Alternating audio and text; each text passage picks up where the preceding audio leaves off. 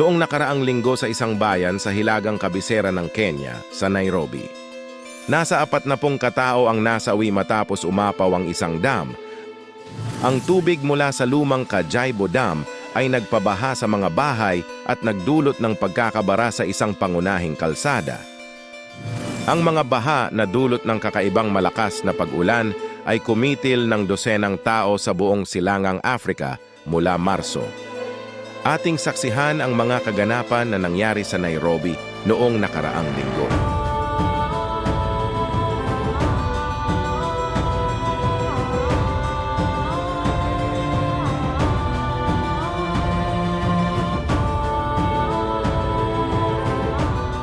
Lubos at labis ang pagkalungkot ng mga tao.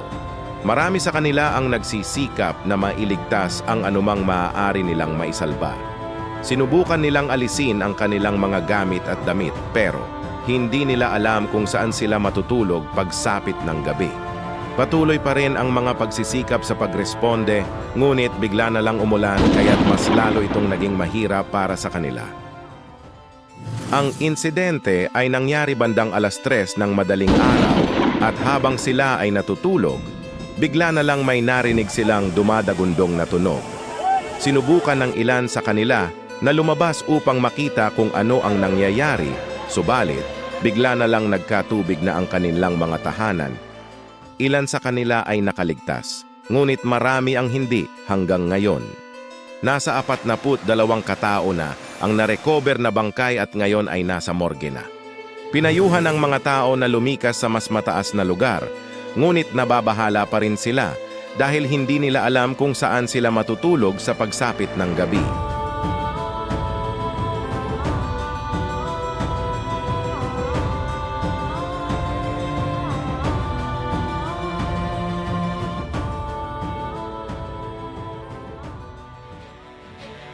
Sa silangang bahagi ng Nairobi, may isa pang dam na may peligrong umapaw.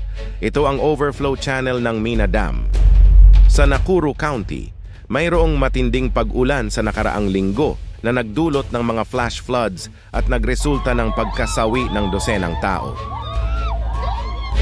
Sa Machakos County, ang lahat ng tubig na pumapatak mula sa mga burol, papunta sa direksyon patungo sa mga imbakan ng tubig, ay sa kasalukuyan puno na, higit pa sa kapasidad ayon sa mga tagapamahala, kaya't ang tubig ay umaagos sa channel ng Mina Dam. Ayon sa tagapagsalita, ang lahat ng mga ito ay puno na, sobra-sobra na, at lahat ng tubig na ito ay umaagos pababa sa ilog ng Tana. Ito ang pinakamahabang ilog sa Kenya, at dumadaloy ito sa mga kapatagan ng silangang Kenya, sa ilang pangunahing bayan, at sa daan-daang mga nayon kung saan naninirahan ang mga libu-libong tao sa mga tabi ng ilog. Sila ang mga taong sinabihan na ng gobyerno na kinakailangang agad na lumikas sa kanilang mga tahanan.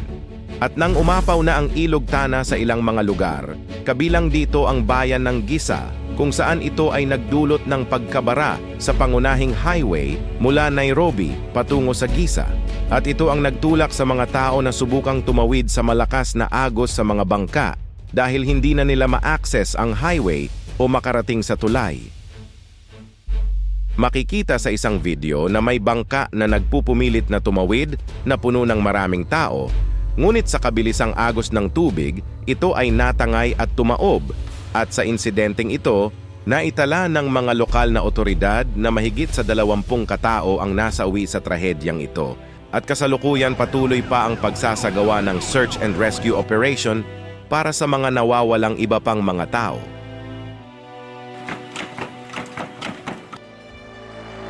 Ito ang mga suliranin ng mga tao sa Nairobi, Kenya.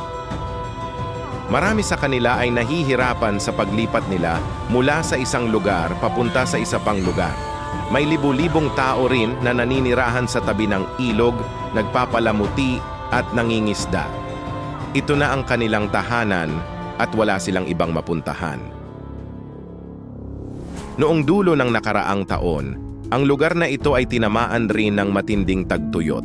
Posible na ba kaya ito ang epekto ng climate change sa buong mundo?